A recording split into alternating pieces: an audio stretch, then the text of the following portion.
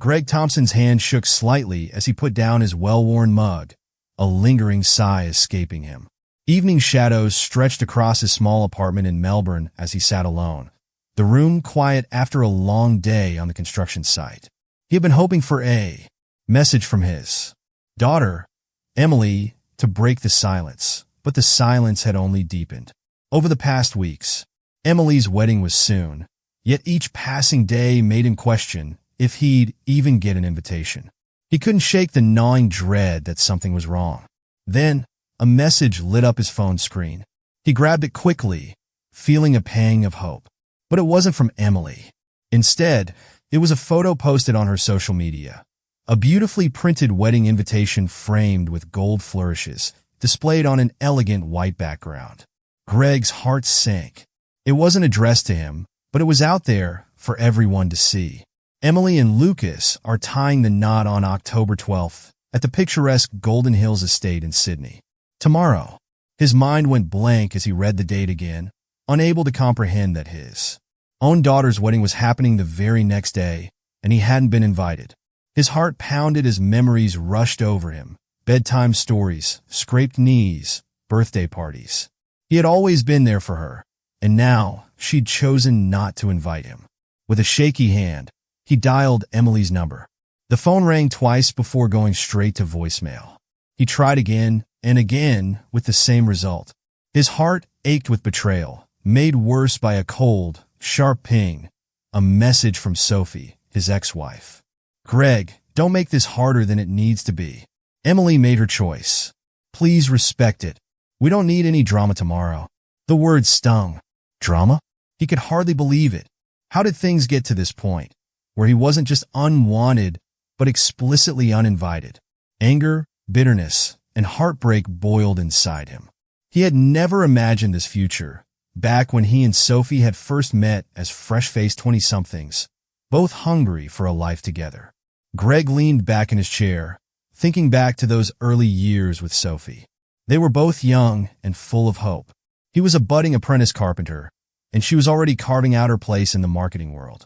They built a life together, married young, and soon after welcomed Emily into the world. For a time, everything felt right. He found a stable job, moving up to site manager, and they were a happy, humble family. But as Sophie's career soared, so did the demands on her time and attention. Late nights, business trips, networking events. Greg could see the change in her, but he wanted to believe in the strength of their marriage. He ignored the small hints of restlessness in her, increasing attraction to a different life. Then there was Dan Murray, her charismatic co-worker, had a presence Greg couldn't quite shake. Dan always seemed to linger around.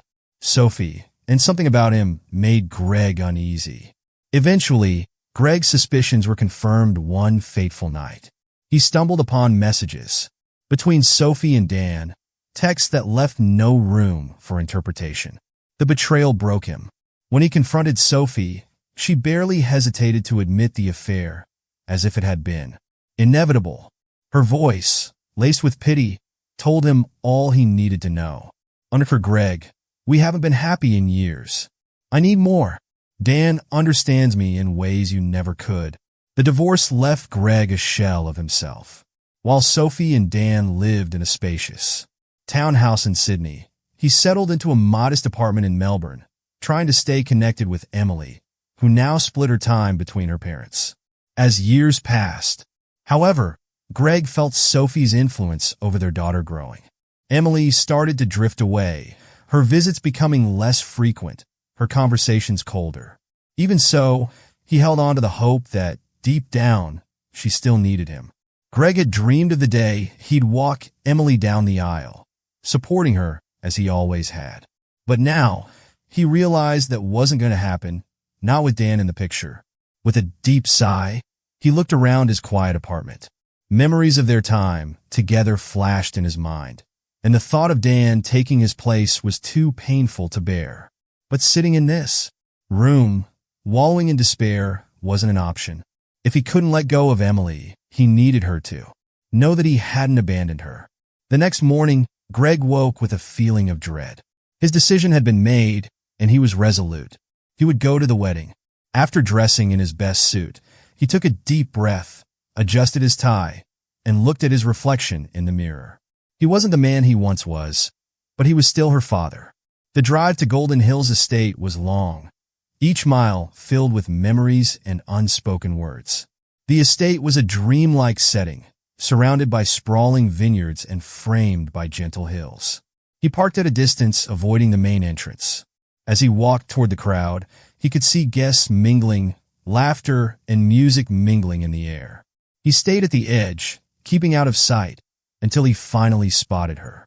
Emily stood near the altar, radiant in her wedding dress, chatting with her bridesmaids. Greg's heart ached as he watched her from afar. This was his daughter, the little girl he'd cherished and adored, now grown and standing on the edge of a new life. But as he watched, he saw Dan approach her. She smiled up at him and, as if in slow motion, slipped her arm through his. The music swelled, and it became clear Dan was walking her down the aisle. Greg couldn't watch. He stepped forward, the weight of every moment pressing him forward. He moved quietly, but heads began to turn, one by one, as he walked toward the aisle. Murmurs rippled through the crowd, and an uneasy silence fell over the ceremony. Sophie was the first to notice him. Her face tightened as she took a step toward him, her voice low and sharp. "Greg, don't ruin this." But Greg ignored her. His eyes were locked on Emily. She noticed him then, her expression shifting from shock to something he couldn't quite read. Her lips parted as she whispered, "Dad."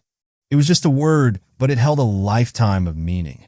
The silence was thick as Greg's voice broke through, quiet yet filled with the weight of his heartbreak. "Emily, I love you. I've always loved you, and I thought I'd be the one to walk you down the aisle today." Emily's eyes glistened, her face showing a conflict of emotions. Sophie looked ready to intervene, but Greg continued, undeterred. "I don't know why you didn't invite me, or why you thought I wouldn't want to be here. But I'm your father, Emily. I've always been here for you, and I deserve to be part of this day." A tear slid down Emily's cheek. Her gaze shifted from Greg to Dan, then back to her father. She gently pulled her arm away from Dan, stepping forward. "Dad, I'm sorry. I thought it would be easier, that it would hurt less." Greg's voice softened, his own eyes wet with unshed tears. "Easier? For who?" Emily's face crumpled, and she choked back a sob. "I'm sorry, Dad. I was wrong. I just didn't want you to feel hurt." A silence settled over the crowd, but there was a warmth to it now, an understanding. Slowly, Emily extended her arm toward Greg, and he took it, holding her tightly as if she might slip away again. The ceremony continued with Greg at her side, as it should have been all along. For the rest of the day, he stayed close, feeling the warmth of her forgiveness. He knew their relationship still had gaps to mend, but in that moment, it was enough. They were father and daughter, once more bonded by love and a long journey of unspoken promises. As they walked down the aisle together, Greg felt a peace that had eluded him for years.